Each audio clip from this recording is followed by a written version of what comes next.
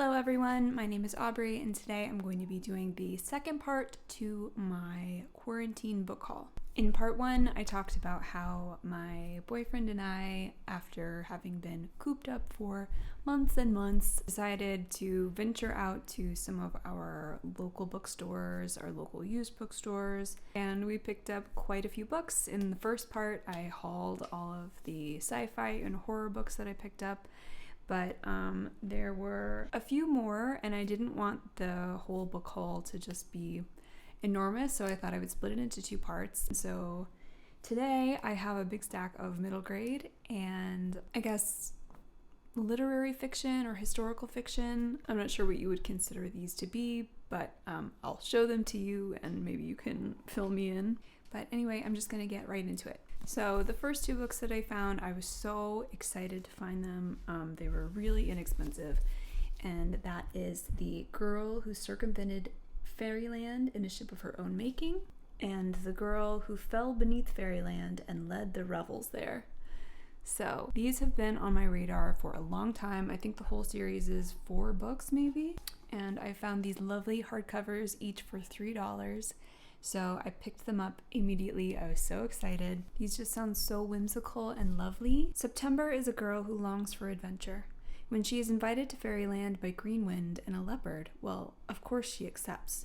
But Fairyland is in turmoil, and it will take a 12-year-old girl, a book-loving dragon, and a strange and almost human boy named Saturday to vanquish the evil Marquess and restore order. I don't know what the next books in the series are about. It just sounds so whimsical, and I can't wait to read them. Oh, and these are by Catherine M. Valentine. I'm really bad about remembering to let you guys know what the authors are. And also, all of the books that I mentioned in this video will be linked down below in case you want to check them out. So the next series that I want to talk about is Keeper of the Lost Cities. I have book 1, 2, and book 6 because that's what I found. So the second one is called Exile, and the 6th one is called Nightfall. And I have just heard really great things about these. I know Reagan over at Peruse Project really loves these, and I've just seen them sort of pop up from booktubers who also enjoy some fantasy middle grade, which I definitely do. I couldn't glean too much from the synopsis, but from what I could gather, it's about a 12-year-old girl named Sophie who is a telepath, which is like an ability that she's had her whole life and that she can't really explain. One day, a mysterious boy named Fitz shows up, and he is also a telepath, and she is sort of forced to leave her family and her life behind because staying put would mean putting all of the people that she loves in danger, and she will have to uncover secrets about who she really is and why she was hidden among humans. So this just sounds really good. I think this is going to be like a 10-book series, a 9 or 10 book series, I'm not sure. I think there are like 8 out right now. This just sounds like it's really full of adventure, and I'm really excited to get to this. I hope I can collect a few more of the hardcovers for decent prices, and then I will binge read the whole series. And I forgot to tell you the author again. This is Shannon Messenger. The next 2 books I am so excited about, and that is Nevermoor, The Trial of Morgan Crow, and Wondersmith, The Calling of Morgan Crow. And I have just heard absolutely nothing but good things about this series. I've heard people comparing this to Harry Potter. I've heard people saying that this is like the best middle grade they've ever read.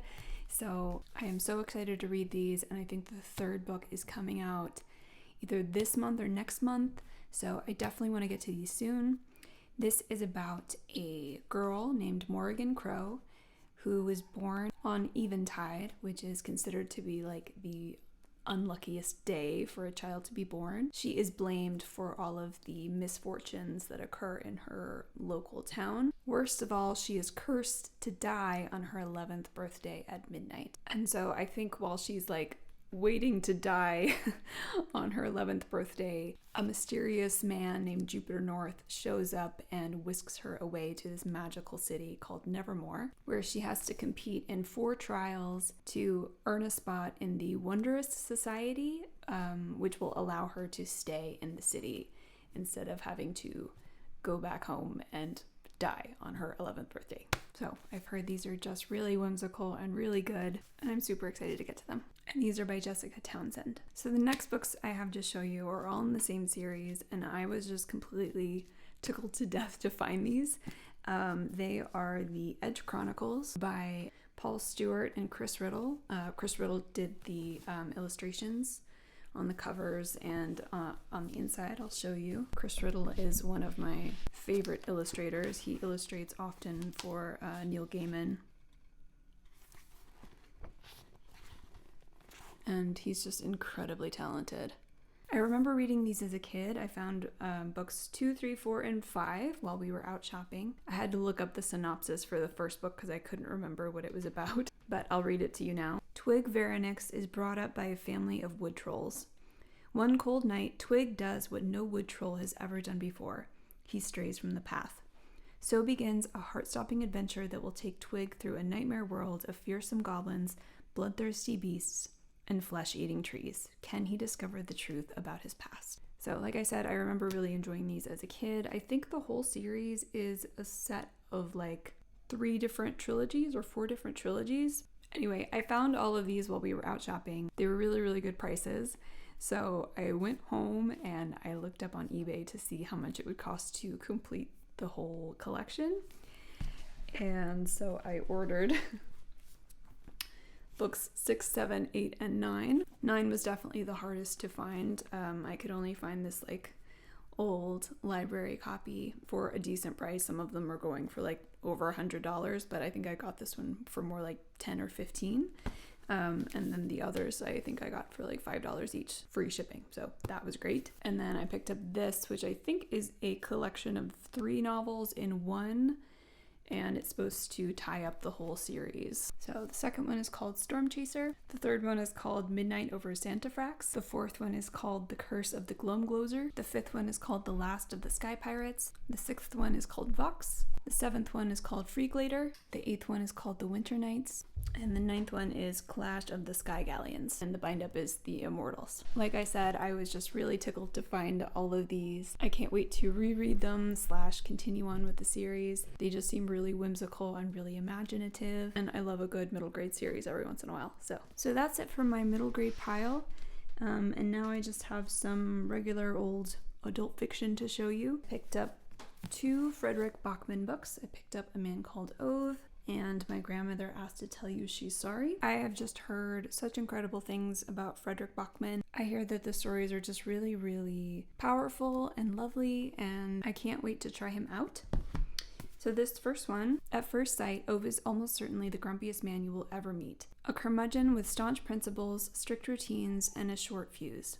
People think him bitter, and he thinks himself surrounded by idiots. Ove's well-ordered solitary world gets a shake-up one November morning with the appearance of his new neighbors, a chatty young couple and their 2 boisterous daughters, who announce their arrival by accidentally flattening Ove's mailbox with their U-Haul. What follows is a heartwarming tale of unkempt cats, unlikely friendships, and a community's unexpected reassessment of the one person they thought they had all figured out. This just sounds really sweet. I really want to get to it. My grandma is a really big fan of Frederick Bachman, and I think I got both of these for $3 a piece, and they are in pretty excellent condition. So this one, when Elsa's grandmother dies and leaves behind a series of letters apologizing to people she was wronged, Elsa's greatest adventure begins. Her grandmother's instructions lead her to an apartment building full of misfits, monsters, attack dogs, and old crones, but also the truth about fairy tales and kingdoms and a grandmother like no other.